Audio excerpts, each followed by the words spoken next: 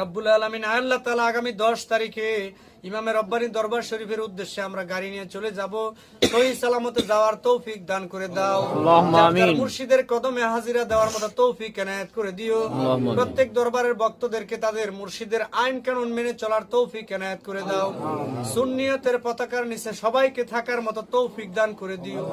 ওয়া সাল্লাল্লাহু তাআলা আলা খায়রি খালকিহি ওয়া নূরি আরশিহি সাইয়্যিদিনা মুহাম্মাদি ওয়া আলিহি ওয়া আসহাবিহি আজমাইন।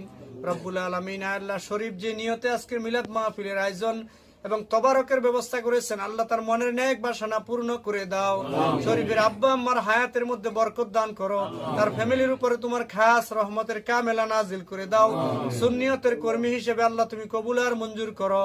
সুবহান রাব্বিকা রাব্বিল ইজ্জাতি আম্মা ইয়াসিফুন ওয়া সালামুন আলাল মুরসালিন।